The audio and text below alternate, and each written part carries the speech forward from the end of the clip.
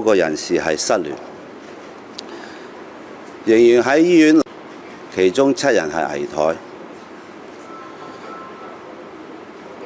我對死者致以深切哀悼，對死者家屬同埋傷者致以深切慰問。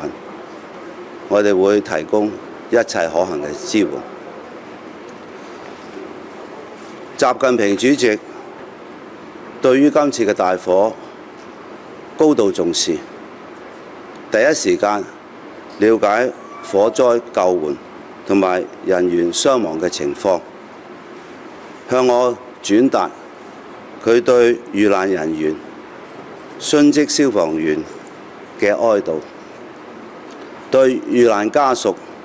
同埋受災人員嘅慰問，並且要求中央港澳辦同埋香港中聯辦支持特區政府全力以赴撲滅火災。我衷心感謝習近平主席嘅關心，我亦都感謝港澳辦同埋中聯辦向我提出會全力支持。到目前喺消防人員嘅不斷努力之下，現場嘅情況係逐漸受控。目前為止，消防處處長評估佢哋係有足夠人手同埋能力係控制同埋撲滅到火場嘅火災嘅。一陣間呢，我會請消防處處長呢同大家喺呢方面去講解。我今日呢係到訪咗大埔社區中心嘅臨時庇護中心，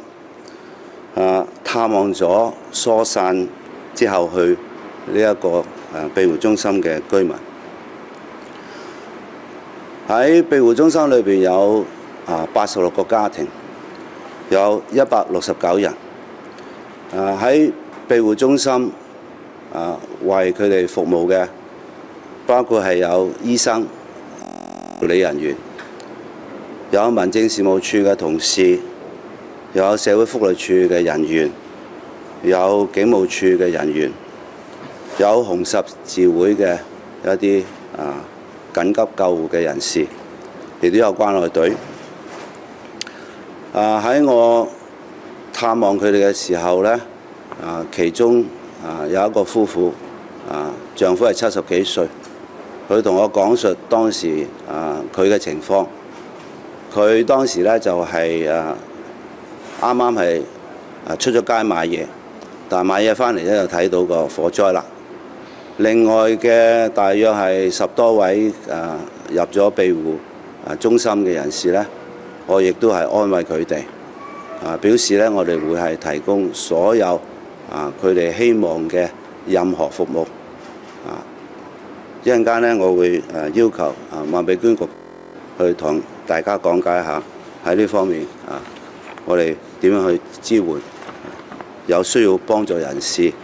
嘅各種工作。我係極度重視今次嘅事件，我已經指示政府各個部門同埋單位全力進行多方面嘅工作。首先嘅工作，最首要嘅工作就係撲滅咗今次嘅火災，同埋救援被困嘅居民。第二係救治傷者，第三係支援善後。跟住我哋會作全面嘅調查。喺滅火同埋救援被困居民方面呢，消防處係調動咗共140多輛消防車同埋60多輛救護車，而被動員嘅消防員同埋救護員呢係800多人，亦都使用咗無人機去了解災場嘅情況。我指示咗消防處係動用晒所有佢需要嘅資源同埋人力，去全速去撲救今次嘅大火。我亦都話咗俾消防處聽，政府所有嘅資源都會全力去支持佢今次撲滅火災嘅工作。現場嘅火係逐步受控，而家睇到呢係有3棟呢喺出邊睇係已經冇火光㗎啦。另外呢係有4棟呢，我哋係睇到有零星嘅火光。一陣間消防處處長呢係會同大家講解而家撲滅今場火災佢哋所做嘅工作。第二方面呢係救治傷者。醫管局呢已經係啟動咗重大事故控制中心，統籌同埋協調安排咗9間公立醫院嘅急症室作出戒備，其中呢，新界東醫院聯網3間急症醫院，包括那打素醫院啦、威爾斯親王醫院啦、北區醫院，包括急症室同埋其他部門，例如深切治療、燒傷科等不同部門嘅同事呢，都全力以赴呢係進行救援。北區醫院呢亦都派出咗一隊醫療隊，同埋威爾斯親王醫院亦都派出咗1名醫療控制主任前往現場去作分流同埋提供緊急嘅治理。由於涉及多名燒傷咗嘅傷者，瑪麗醫院同埋威爾斯親王醫院嘅燒傷中心同埋東區尤德夫人那打素醫院高壓氣治療中心都已經係準備就緒，隨時係接收受傷需要診治嘅人員。我已經要求醫管局統籌全力救治傷者。稍後呢，我亦都會請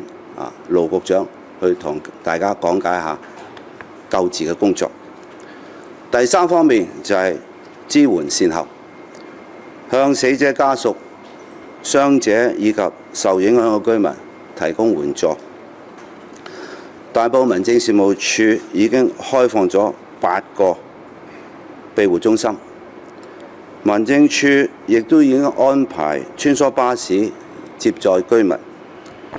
直至9點半，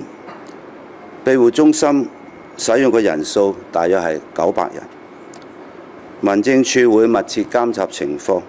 按需要呢係繼續係開放更多嘅庇護中心。大埔區已經派出全區嘅關愛隊支援，亦都動員咗沙田區嘅關愛隊、民安隊，亦都動員咗人手配合庇護中心嘅工作。大埔民政處同埋沙田民政處已經喺那打素、威爾斯親王醫院同埋北區醫院設立咗跨部門嘅援助站，為受影響嘅居民呢係提供協助。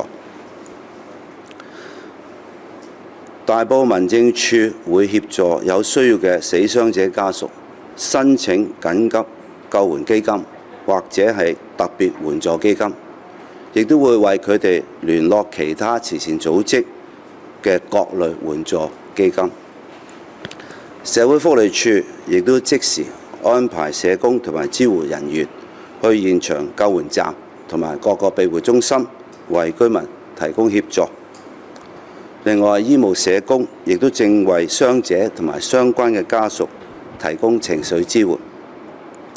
經民政處聯絡，香港紅十字會呢亦都已經係全面派員呢去提供情緒支援同埋簡單嘅醫療服務。一陣間呢，我都會請麥美娟局長呢係同大家係講解下呢方面嘅工作。第4方面就係全面調查事件，